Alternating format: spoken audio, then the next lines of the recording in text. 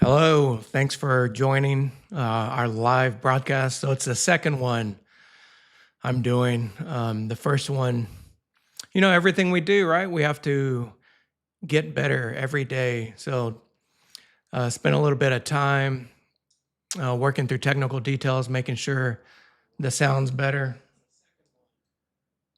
this time. But we're ready to just get into it, guys. And so let's go.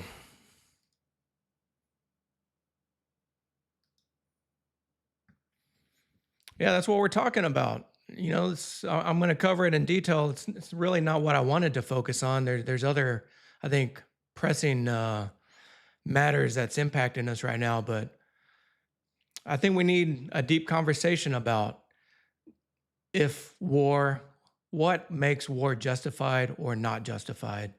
And I'm not a college professor or anything like that. I'm going to cover my background here in a little bit, but um, thank you for joining.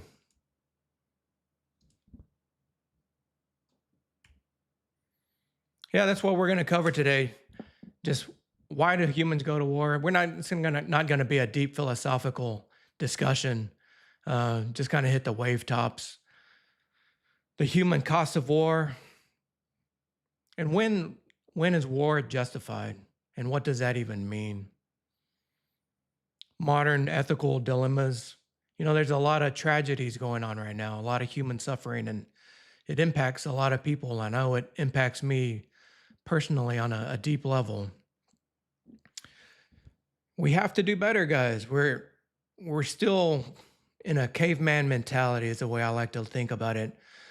Our weapons and our technology have evolved, and yeah, ethically and morally we have evolved too, but we have not evolved past the point of armed conflict between major powers, and it's concerning, especially considering the types of weapons that we have in society today.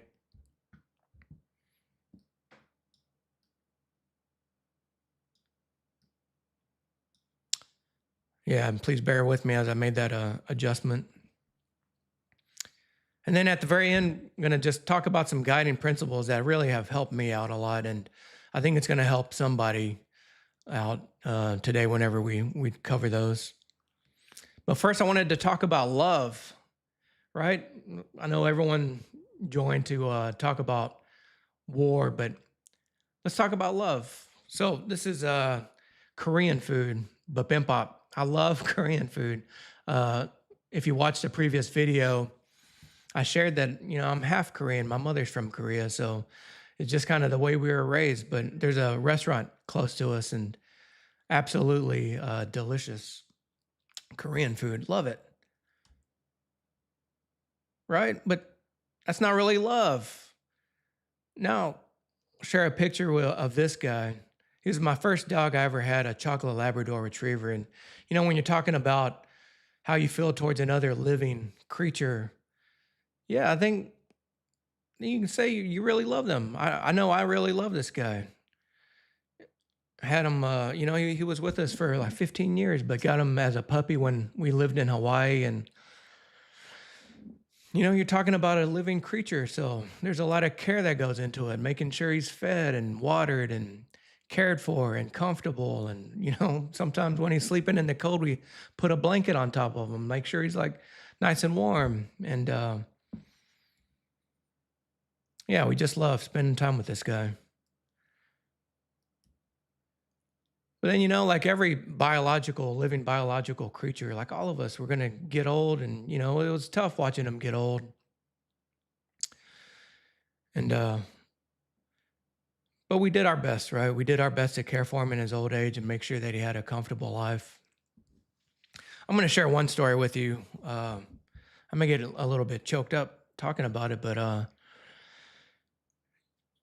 there towards the end, we had to take him to the veterinarian a few times for emergencies. Like, hey, we don't think maybe he's going to make it this time, but he kept fighting through. And it came time where I had a military assignment. I had to go to Asia for 6 months, and I knew like he's probably not going to be be alive when I come back.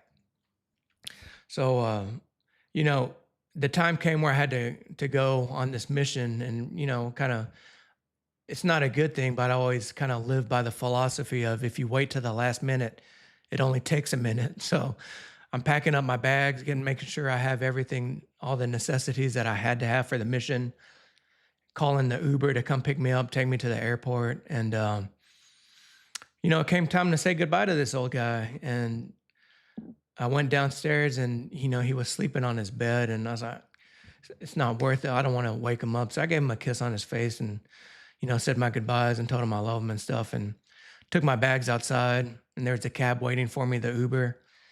And so started loading it. And we have a dog door where he was able to, he had to climb up the stairs with his old bones and stuff. So at some point he woke up, and then maybe he felt it, right?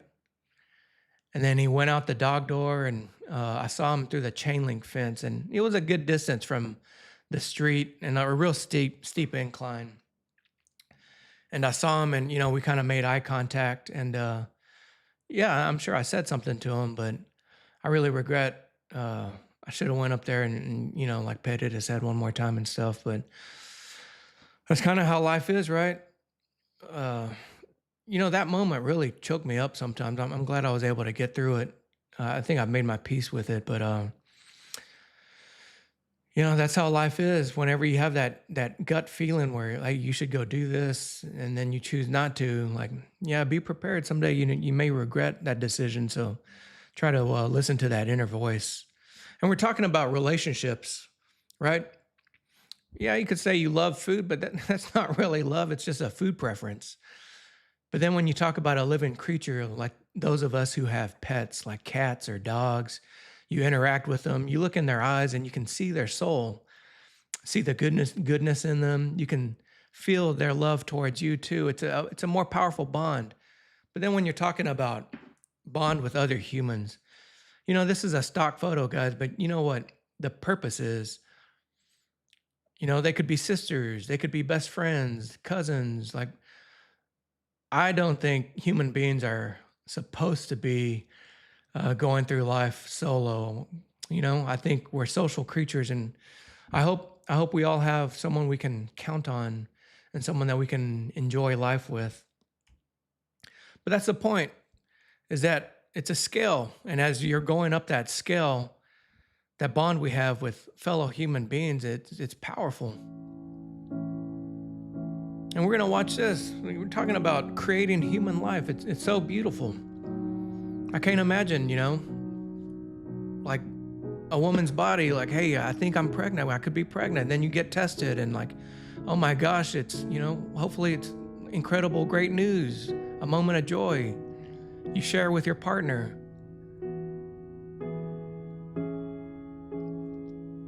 Yeah, beautiful. And then you create this beautiful human being, a little child that's vulnerable and needs you and needs your care and your love and your support. Then they go to a place of safety, their school. And then one day changes everything, one moment in time. Yeah, this really shook me up, guys. This bombing in Minab, Iran. Right? I'm going to be careful with my language. It's all alleged. It's all being investigated. But the point is, still up to this point, 70 days after the event, there's no official statement. And it's not, right? It's not about finger pointing like, hey, this leader did this. It's about identifying what went wrong so we can prevent it. And that's really what the purpose of today's live stream is. Yeah, this is a book by the author Simon Sinek. He writes a lot of terrific books, but it's one that stuck with me. It's called Start With Why. And we're going to go talk a little bit about, why am I doing this? Why am I starting this effort, this human values community online? And I cover a lot of this on videos that I already posted online. And this one I kind of sped up, but I want to go through it a little bit just for introduction if this is your first time joining the channel. But yeah, I had a passion for leadership, and there was a character on a TV show. It's kind of the epitome of what a honorable leader is, and they kept talking about, he went to Starfleet Academy, and from a tiny town.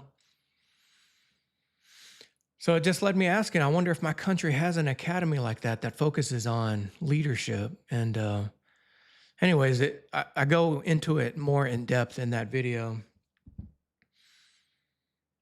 But I applied and I got accepted after a struggle, challenges. There were hurdles I had to go through to get accepted, but I did get accepted to the United States Military Academy, and I'm proud of that experience. Incredible school, incredible opportunities.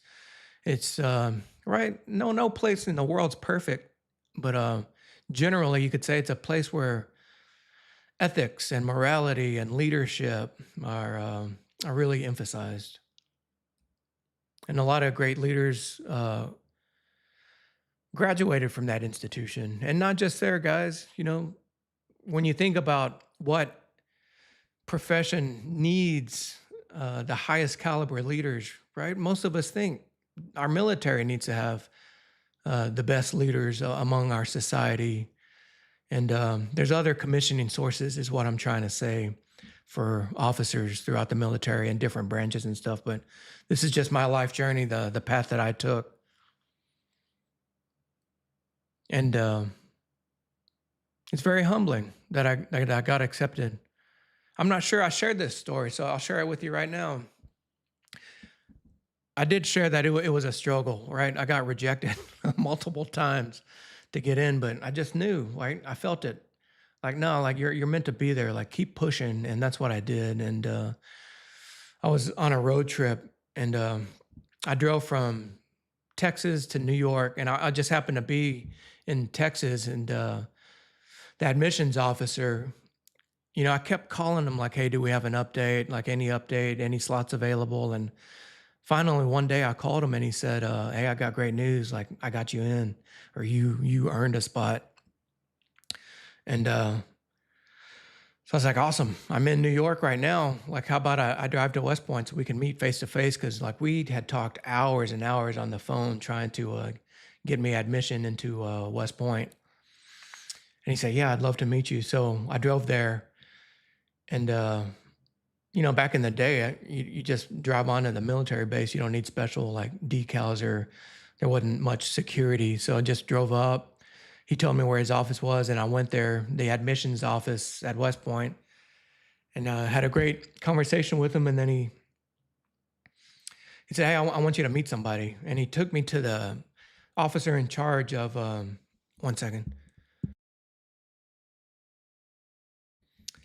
Excuse me. He took me to introduced me to the officer in charge of the admissions department. Colonel Smith at the time was who it was. And talking to him, Colonel Smith told me, he's like, oh, you're James. It's like, you're the very last cadet to be admitted into my class at West Point. So it's pretty wild. But got in, guys. But this is why I bring it up, because I was really proud. It was my second year there in our philosophy class, and it was one of the required readings was this book, Just and Unjust Wars. And right, being from a small rural farming community, I'd never really thought about wars in terms of just and unjust, right? Like right, pretty much, I'm sure, like whatever country you're from, you think like your military is like always following like a just path, and you're committing, we use the phrase blood and treasure, right? You're committing your citizens and your resources towards a just cause if committing military action. But I'd never thought in terms of that. So, little by little, my mind was kind of broadening beyond that small town mindset. But I felt so proud because I thought, wow, like I'm serving in a military that doesn't just talk, like we focus on philosophical and deep issues like this, the just and unjust wars. But that was kind of the naive 21-year-old James, right? Now I realize, yes, of course, the military profession needs to devote a lot of time, like understanding concepts like this. But our civilian leadership needs to study that as well, because in our system, right, you have the military leaders advising civilian elected leaders, but ultimately, right, it's the civilian elected leadership that chooses what path and what conflicts to pursue or not pursue.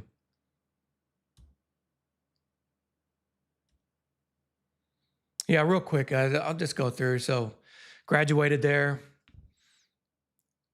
had kind of a transformative experience in Baghdad as a young lieutenant, infantry platoon leader. So, you know what that means is you're out there among the population, and I talk about it. That's why I showed that previous image of our human values YouTube community, because I shared a lot of this in the previous video. So I don't want to repeat a lot for those that have already watched it.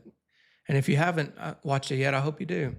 But I spent a lot of time talking about this image. I mean, you can just see the love this guy has for his child he's holding in his arm. And, you know, I'd like to think at that time he was really grateful for the sacrifice the American people, and not just America, right? For in Iraq, the British were there, and you know there probably were some other coalition forces that I'm not sure if Canadians were there or not, but I know the British were there. But I'm sure I'd like to feel in this moment he was very grateful for what we sacrificed to gain freedom for the Iraqi people and a better future for his child, right? And I spent 4 years in Germany also, and just had an incredible opportunity to work with our NATO partners. And I think that not I don't think that NATO alliance, I think that NATO alliance has preserved stability through Europe since its founding. And I was really proud to work with our NATO allies during my time in Germany. And then after Germany, went to Afghanistan, trying to protect these guys' identity. You know, I kind of shared some images of some Iraqis, but I think it's a little bit different security situation there. So I took some added effort to protect their identity a little bit, but had a great experience with Afghans. And I'll just emphasize again, there's great human beings all over the world. And, you know, unfortunately, and maybe a lot of people, you don't have that desire to go travel and kind of immerse yourself in different cultures and meet different people. And who knows, if I didn't join the military, maybe I would not have either. But I've had that opportunity, and it's helped me develop a deep respect for humanity. And that's part of my purpose and my personal mission right now. Yeah, great guys. Like everyone, right? I'd like to believe everyone joins their security forces, whether it's civilian law enforcement or national level military, for security, to secure their people.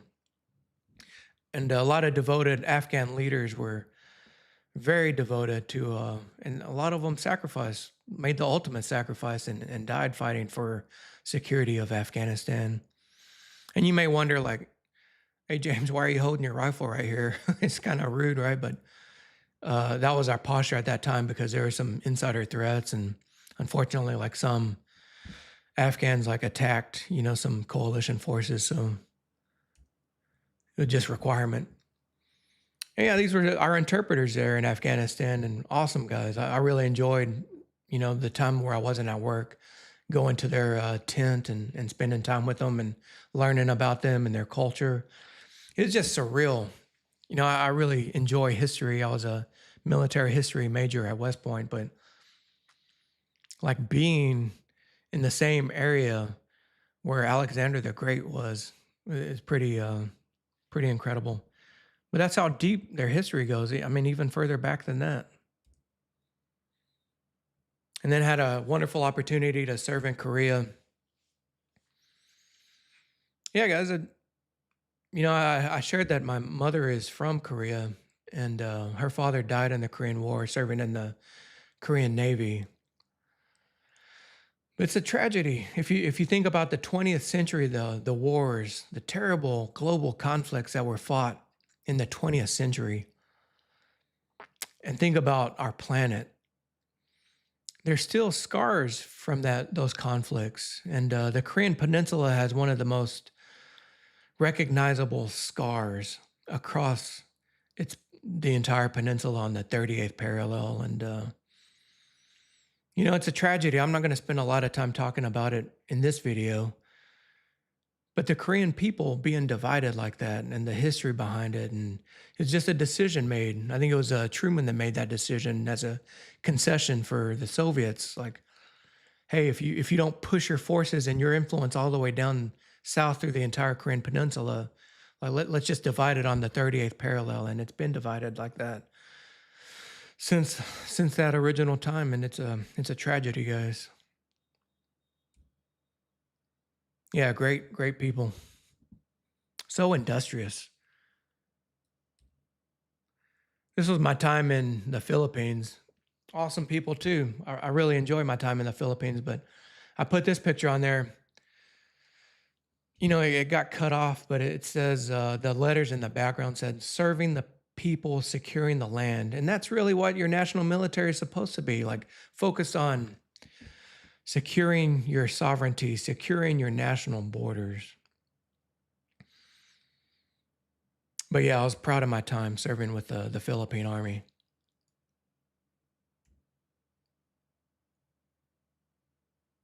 Yeah, a lot of great friendships forged. And the reason I'm sharing this, guys, it's a deeper purpose. So during that trip to Asia, I also went to Indonesia, and this was just a picture of me serving with the Indonesian military. Great people. And finally, Malaysia. So if you guys notice, I was wearing the mask. Do you guys remember COVID? How terrible that was? So we went to 3 different countries, and each country required a 15-day quarantine. And so that meant like solitary confinement in your room for 45 days during that assignment. So it was a unique experience. But, we took our test, and then we got cleared to like interact with people, and just had a great time working with the Malaysian military as well. And, it's a lot about me, but being part of the military, I don't know if the Army still has that phrase, the Army of One, but kind of ridiculous, right? Like you're always just one person and part of a team on a team of teams, right? And I've been very fortunate during my time in the military to be part of some exceptional teams. And then my last assignment just in Saudi Arabia, they call it MENA, Middle East, North Africa, kind of that geographical region. But yeah, I never in my wildest dreams thought I would be living in Saudi Arabia, but I stayed there for 2 years, and incredible experience. And I shared an experience in one of the other videos where I went, right, there's a lot of archaeological evidence that suggests Mount Sinai, the same Mount Sinai that Moses climbed up and had a spiritual encounter, is in Saudi Arabia. So we hiked up to the very top of that and had kind of a spiritual moment myself up there. But that's it, guys. I just wanted to kind of go through, like, that's my journey so far. And then, right, there's a lot of resources in the military, like help transition, and especially coming out of retirement, because you spent so much time in the military. Like they really focus, like, hey, like let's start thinking about what you're going to do after the military. And yeah, at that time I had no problems. Like I knew what I wanted to go do. I wanted to go travel and see the world and meet people. And yeah, I felt like I had earned peace. Like I had spent, probably close to 4 years overseas in like hostile areas, at least 3, 2 years in Iraq and about 1 year in Afghanistan. So I felt like, yeah, James, you earned some peace. Like go enjoy life. But what I found out the hard way is comfort is not purpose. Comfort is not purpose. And So I traveled after the military. I went to Taiwan and spent a few months there. Had an amazing time. Went to the Philippines, then went back home to spend time with family, and then went to Vietnam. And then when I was in Vietnam, guys, like my body just started breaking down, and a lot of hospital visit. Right, not just like, oh, I don't feel very good today. Like physical symptoms with my eyesight, my hearing, my nerves, my joints. Like things were kind of, you know, I explained it before, but it's like, imagine you're a pilot. And even if you've never been a pilot or sat in a aircraft like cockpit, you still know there's like gauges all over the place, right? And like the good pilots, they monitor all the gauges and there's warning signs and stuff. And at this point in my life, the warning signs were like, pop, pop, pop, pop, pop, like something's going on. And visit after visit in the hospital. And anyways, it kind of, during that time, I had a really deep spiritual experience that I shared in our first live stream. And yeah, I probably will share it again someday, but that's not the purpose of today's live stream. So it came down, right? Like I kind of chose inaction, but now I'm choosing action to do something. Right? The university that I went to, it was, military funded, taxpayer funded. Like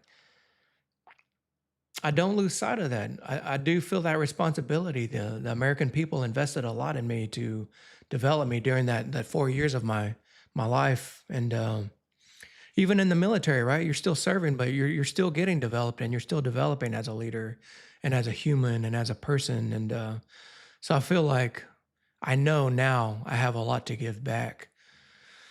And I think that's what's breaking my body, is because after the military, I said, hey, there's a lot of people that don't have the opportunity that you have, James, to retire and to enjoy life and to, right? You can look it up online. Retirees, you don't get that much money. I get enough, right? Probably, yeah, financially free to live a comfortable life. And unfortunately, not everyone has that opportunity. So that was my mindset, not to be like a influencer, like to like share pictures and videos and stuff that I'm doing, but just to like, hey, go live it up for them, because a lot of people don't have that opportunity. And comfort is not purpose. Yeah, so that's the motto for that leadership institution: duty, honor, country. Duty being having that sense of responsibility for something beyond, something more than just yourself. And then honor, doing the hard, making the hard choices, doing the right thing even when it's hard. Duty, honor, country. And I live by that for ever since I learned it, ever since the first day I joined that institution. But I kind of broadened my mindset, right? I'm not limited by that last word anymore, like country. Yeah, of course, I'm so proud to be American, and I hope you're proud of whatever country you're from too. But to tell you the truth, I didn't earn anything to be American, right? It was just by fortune or whatever you believe. We don't choose, we don't do anything to decide the family we're born into, the social strata we're born into, the nation we're born into, right? But I do have a lot of pride, and I think it's fine to have pride where you're from. But right now, I'm thinking more broad, like, and I like that how it kind of evolved. I like the first two: duty and honor, always acting in accordance with honor, but humanity. And that's kind of what I'm not kind of. Sorry, guys, that's weak language, but that is what I'm focused on, is the broader scope of not just one nation, but across all nations. Yeah, like thinking through that, I really kind of thought through that. My nation taught me a sense of duty, but my duty expanded to humanity. And right, guys, I'm not saying like, look at me. I'm like, no. there's a lot of great human beings around the world with the same mission, the same mindset, and I love it. And we need to get more people on board, more people thinking in terms of humanity. Yeah, this isn't the topic that I wanted to talk about in this live stream, just and unjust war. Like, I'm not a university philosophy professor, or, you know, like thinking about this, I thought about like my West Point philosophy teacher, like how did he cover it? And all right, that's not who I am. And but February 28th this year, just 70 days ago, like really changed me, really impacted me. Not changed me, really left an impact on me, and that's why I'm doing this. What I think, I'm focused on things like artificial general intelligence, and it's not just me. I'm basically a nobody, right? Like in terms of AGI development stuff, I don't really know much about it, but I know the leaders of that industry have given plenty of warnings, like, hey, we got to be cautious here. Like we could be developing a technology that, all right, I don't want to be over dramatic, but we all know like worst case scenario what that could end up being like. So I want to dig deep into that. Climate change too, right? We don't know who to believe. Like there's a lot of climate science deniers that saying, right? I don't want to go too far deep into it, but you know what I'm saying there. That there's two strong voices on both ends of the spectrum, and like we got to find out like what's the truth. And I want to dedicate some time to doing that in the future. Yeah, but then February 28th happened, and yeah, that really impacted me, guys. Especially the bombing of Minab, the schoolhouse. That's the question that we got to ask, guys. When is war morally just? And it's not me thinking through this, or even I think Mike Walter was who wrote the book I just showed up. All right, people have been debating this for thousands, over 2,000 years. But it's a conversation that we need to keep having. Why do we fight? I just put this sped up video, right? These are the borders, the borders across Europe. And we're lucky in the US and other parts of the world where there wasn't this tribalism and division, where competition's a great powers at that time just competing, like carving out the borders. The reason I wanted to show this, guys, right? Are we at the point where we all just mutually agree across the global community that the borders are set? The borders are set, guys. Like no more war. If we want to change borders, let's do it through diplomatic means. And I talk about a good example of that in a previous video, how like I hope we spend some time and energy talking about the Kurdish people. 30 to 45 million Kurdish people are without their own sovereign nation. And, it's a difficult problem set that we're not going to solve here.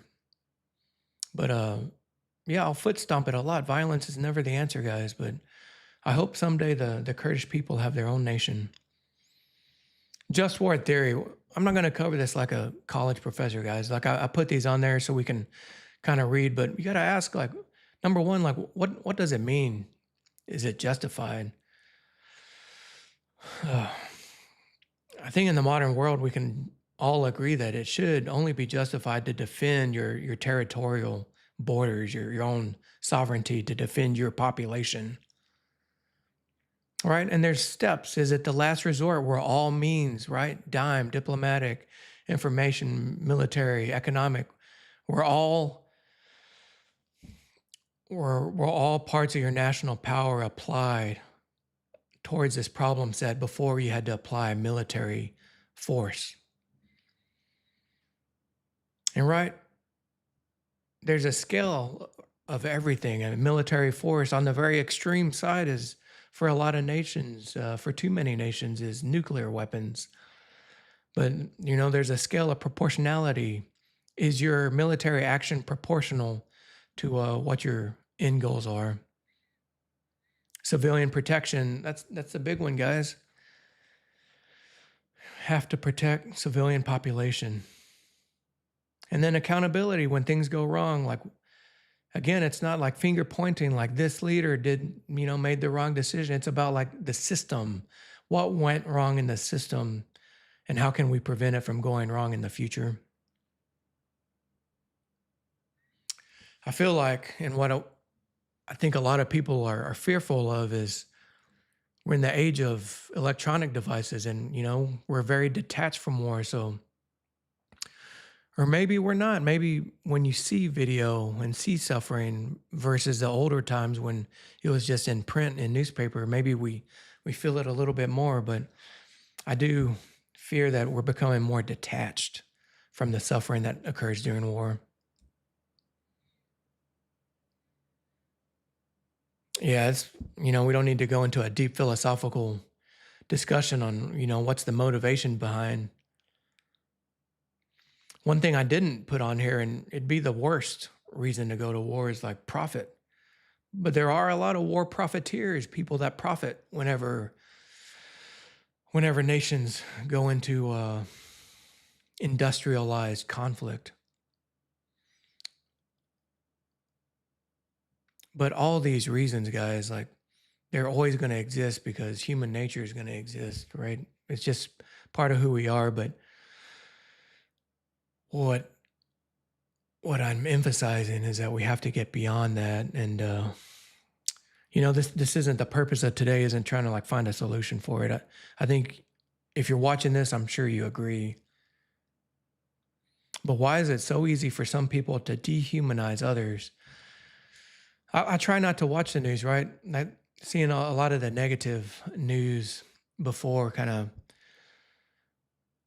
contributed to me reaching that like spiritual low point in my life. But seeing some like news correspondents, right? You could call them military leaders within the military, within the media, like the way they dehumanize other human beings, right? I mean, you could Google it, but there is one commentator that made a comment after the girls, God, it made me sick thinking about it. After the girls' school bombing, he made a comment like, well, these girls are better off dead than like living their life wearing hijab, the headgear. Let me get my words right, guys. He said, those girls are better off dead than growing up having to live covered up with the traditional Islamic clothing conservative clothing for Islamic women. All right, you guys get the point. I couldn't believe that came out of someone's mouth, and I haven't dug too deep into it, but like I wonder what's the consequences for someone saying something that vile about other human beings, about children. I don't know, guys. I don't want to spend much time thinking about that kind of stuff. But there's human beings out there like that are using their voice to like influence in a negative way, like a large audience. So like I'm begging you, like if you hear that and you get that sense, like he's talking with passion, but what he's saying makes me feel like, that's just not good. It's not in accordance with my values. We gotta cancel those kind of people out because it's disgusting. It is disgusting behavior.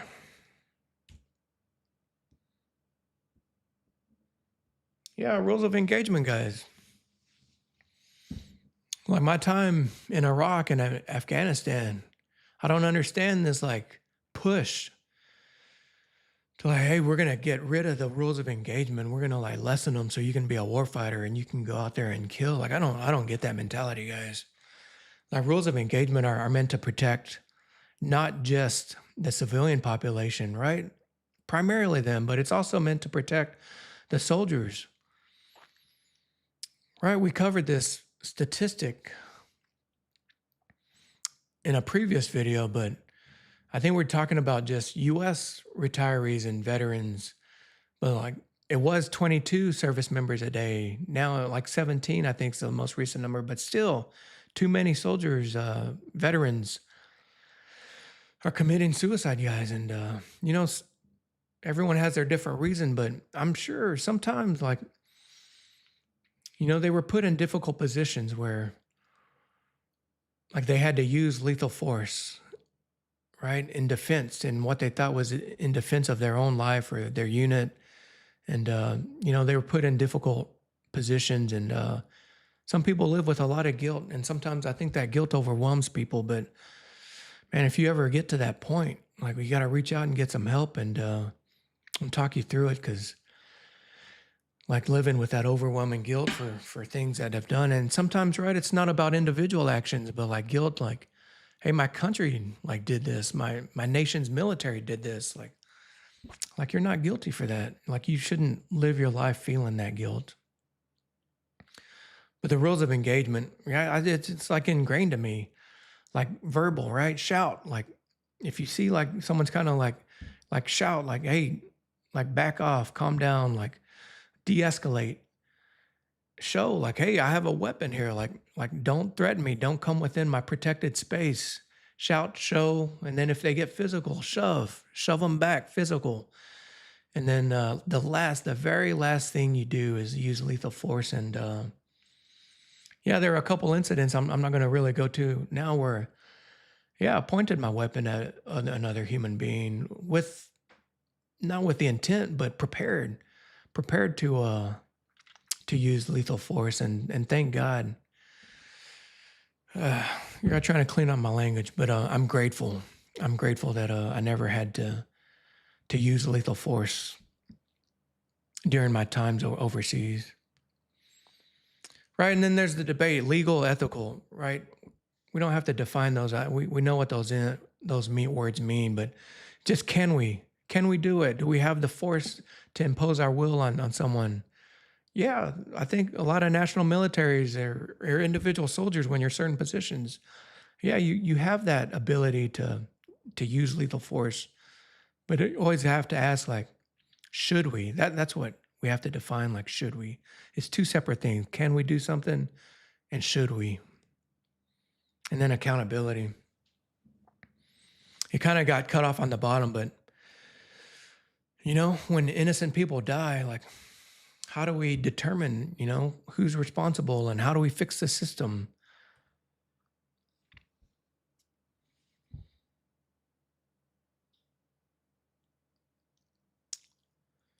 Yeah, I really focused a lot on this in a previous video, guys. And 70 days later, after February 28th, still, right? Still no official word. And it bothers me.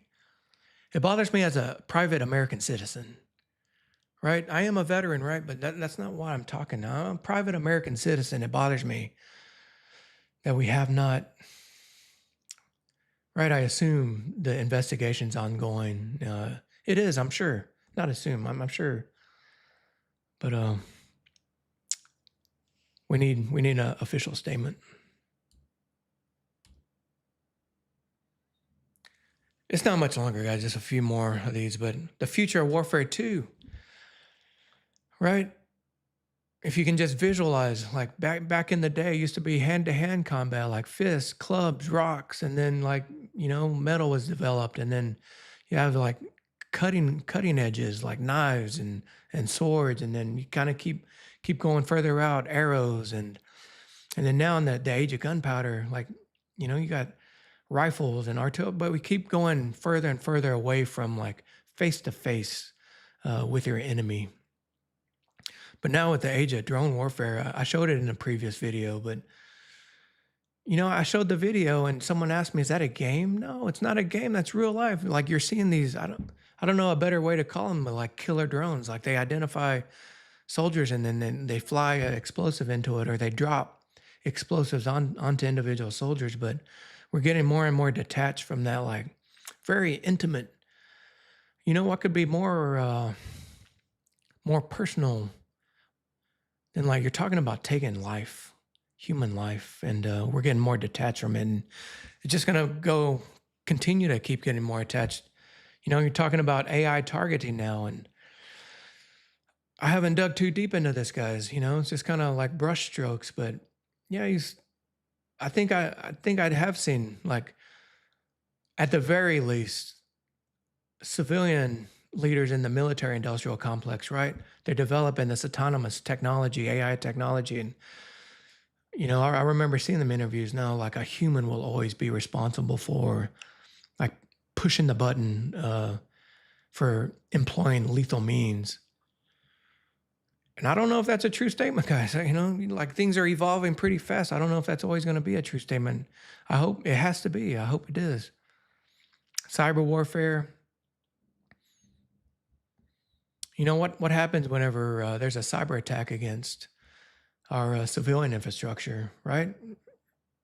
It's against the laws of wars to attack civilian infrastructure, but if they attack like power plants and like all of a sudden shut those down for like weeks or months, like, yeah, civilians are going to start dying. Is killing becoming easier? That's what I'm fearful of. Is killing our fellow man becoming easier? I think so. Yeah, we talked this. That decision, pull the trigger, that decision to employ lethal means to take human life. Who's making that decision or what? God help us all if algorithm is the one making life or death decisions like that in the future.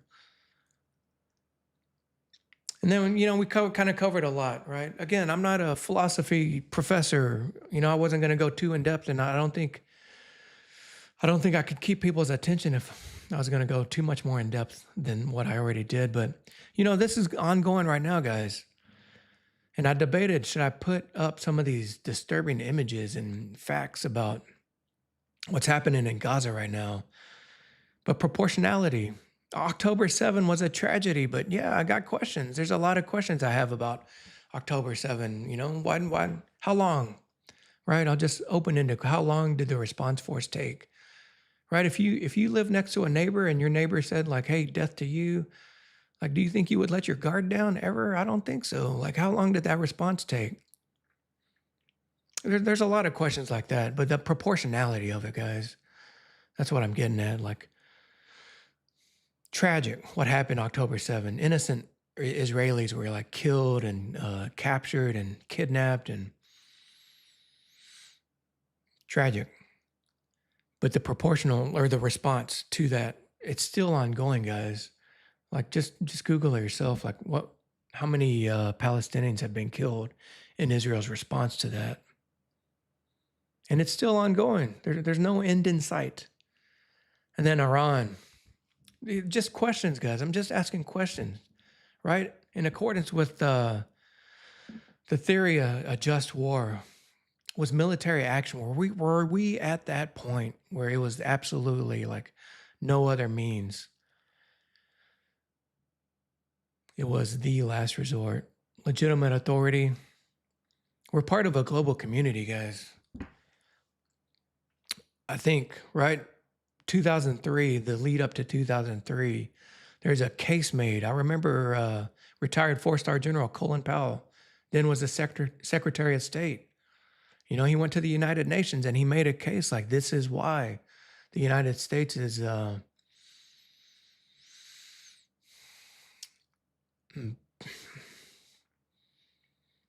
why the United States feels like military action is the last resort.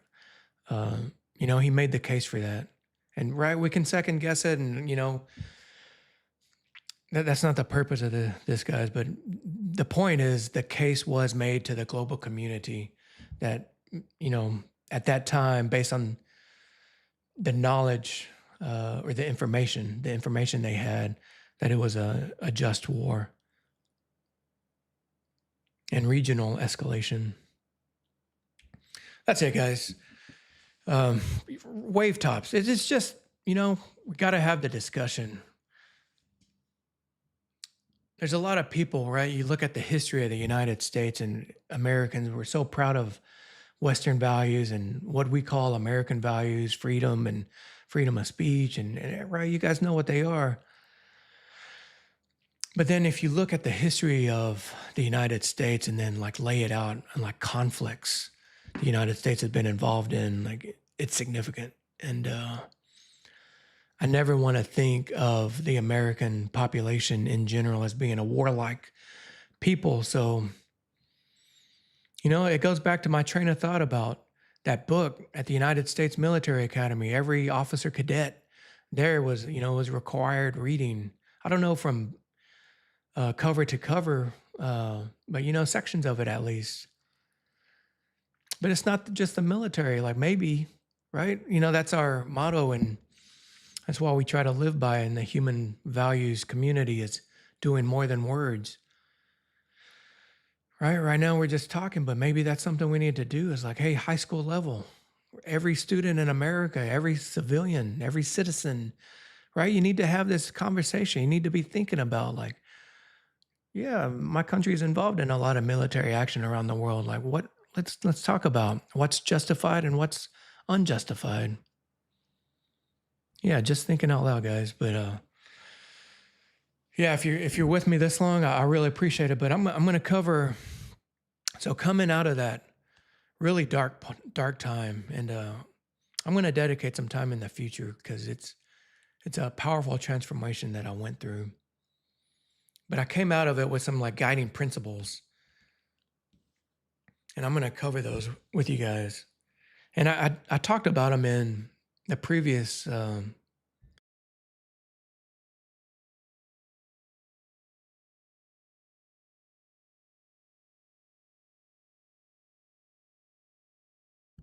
Yeah, excuse me.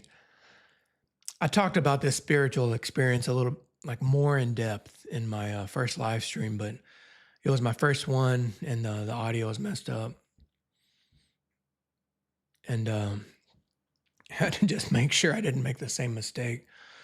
You guys don't know like how like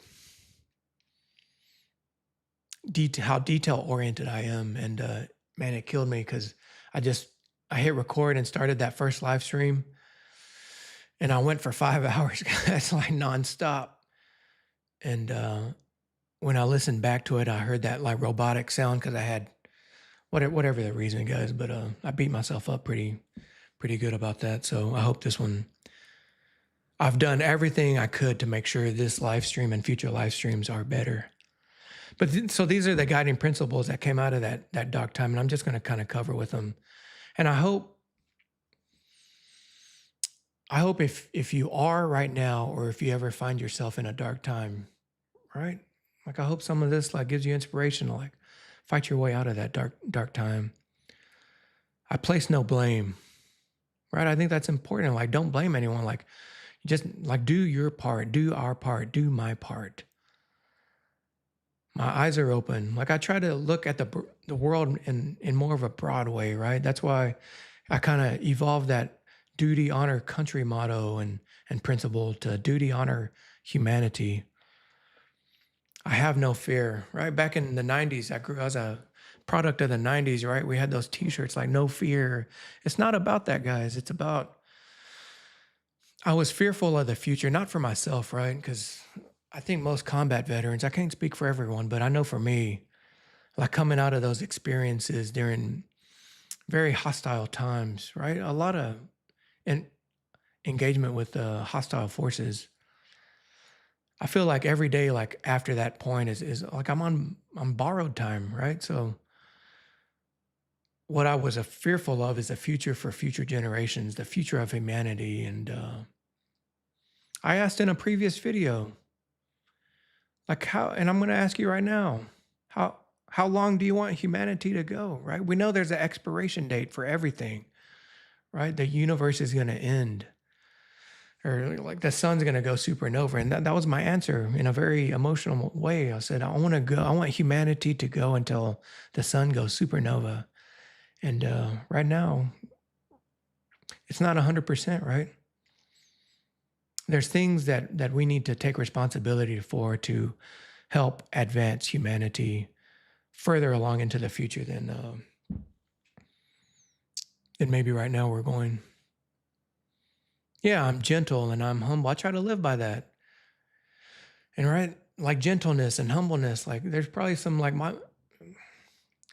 maybe there's some people out there who want to say, well, that's weak. That's weakness. Gentleness and humbleness equals weak. No, I think it takes a lot of strength to show gentleness and humbleness in a lot of situations. And I'm still not very good about that, guys. I have kind of a short fuse for like temper. Just the other night, I'll share a story.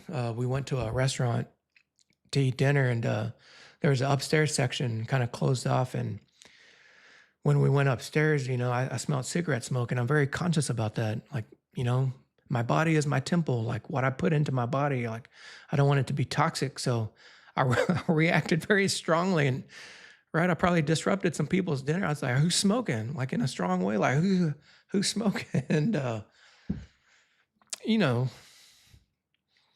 it wasn't a confrontational moment, but there was like a hint of uh, aggression there. And the point is, I'm working on being more gentle and more humble in my interactions with people, and I hope that resonates with somebody out there too. We're all different, guys, right? Like we can't dehumanize somebody just because they're hijab. Hijab's the word I was looking for, right? The headdress, the traditional conservative Islamic headdress, the hijab. Can't dehumanize someone because they wear clothing that's not. And same thing on the other end. Like maybe they dehumanize Western clothing, like people wearing bikinis and bikinis at the beach and stuff like that. Yeah, we're all different. I listen to my body, right? I've always kind of been focused on fitness, especially being in the military, but now a lot more focused on my body. And I love you, right? Yeah, there's a scale of love. And when you meet a stranger, like, you can assume, like, right? Try to assume the best in people. And you're right, it's a baseline of love we should all have towards each other. And I love you. I will comfort. Yeah, there's a point in my life I needed some comforting. And, because I got some support from my support network, I was able to kind of emerge past that moment of crisis. And that's what I want to do. If I notice someone, I've done it already, guys. See someone that kind of have a distraught face, I'll go up and like, in a sincere, genuine, heartfelt way, like, "Hey, you doing okay?" And I will comfort. We will comfort each other, right? Like build each other up. That's what we need to do. I accept this burden. Guys, look, I was thinking of how I can describe this, but I didn't want to say it like this, but it's the best way I can. Like, I don't want to do this stuff. I don't want to make videos. I'm a very private person, right? I'm not very eloquent. I don't have the gift of gab or as good as other people, right? I'd rather be doing, or before this, I'd rather be doing other things, but I accept this burden. And right, I didn't choose these words, guys. Like I explained in that first live stream, kind of like how this came to me. But, I thought like, should I change it to responsibility? Burden versus responsibility, right? Words have meaning, but yeah, burden, it is a burden. Like burden means you would rather be doing something else than what you are responsible for doing. I accept this burden. We accept this burden, right? Maybe in the future, our community is going to evolve to where like our motto, more than words, like, "Hey guys, like we need to start organizing and start doing something." And yeah, will you accept that burden? Will we accept that burden? I don't know. We are equal. We're all equal, guys, right? We don't need to go too in depth into that, but unfortunately, there's still a lot of division among our species, and I don't know what it is. It's the ugliness inside of our souls. I talk about it before, that dichotomy of like good and bad, and some people like their bad is like tiny and their good is like so big, and some people it's opposite. The badness in their soul is kind of overwhelmed the goodness in their soul, or at least those moments in time where they share that ugliness with people. But yeah, we're all equal. My partner is important. Our presence is important. I'm focused a lot more on that, and it's not about romantic or intimate partners, right? I really believe that human beings are not meant to go through life alone. Even if you're on the extreme side of um, introvert versus extrovert, like you still need human interaction. And I really respect sometimes their siblings, and that's their partner, that's their life partner, right? I knew some sisters like that. I know some sisters like that where no matter what, like that's their life partner. I feel relief. Even though there's so many pressing things, guys, I wish I could show you, and I probably will someday. Like I wear a sleep tracker, but my sleep, I'm so happy if I can get like more than 4 hours a day. There's so many like pressing issues on my mind, and I need to do better about that. Like, and this effort is part of that. But I feel relief. Yeah, I didn't really get to that second part separating, or maybe I didn't delete it.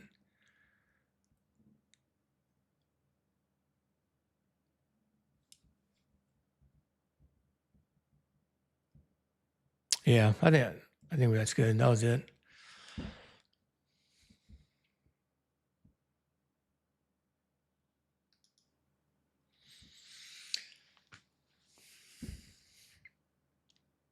That was a lot, guys.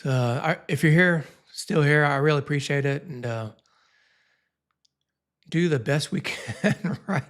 This is not right. I'm not. I'm not this type of person to be like doing live streams, all right? So it's not my comfort zone, and I'm doing the best I can. Do the best we can, and I appreciate your support, and I appreciate you subscribing and being part of our community. And it's only 3.5 months old, right? I think January is the first video I posted, and the last I checked, we're above 30,000 members of our community, like 34,000. And I'm going to keep pushing, guys. I'm going to keep running with this effort. And yeah, give me some feedback. I know like there's some things that weren't perfect about this, but I'm not an entertainer. I'm trying to talk about like deeper issues. And I wish we weren't at the point where I had to talk about, in my whole life, I never thought I would talk to a wide audience about just war theory, but we're at that point right now. We have always been at that point where our leaders have to have a conceptual understanding of just and unjust war and what that means, because again, we're talking about great powers, and I'm not going through, right? I mentioned it before. At West Point, I almost failed out of my math class, and I struggled with like physics. I came from a tiny school, graduating 12 people, and my peers at West Point, like they were top of their class at like very significant preparatory schools and high schools and stuff. And so I struggled with like STEM classes. So, but also I have a passion. I really enjoy military history, so that's what I majored in: military history and systems engineering as a minor. So sometimes I go on a long tangent. Like I really studying World War II, that fascinating period of time. Like, right, and there's that debate: when did World War II start? Like in the 30s, right? You could say in the 30s, but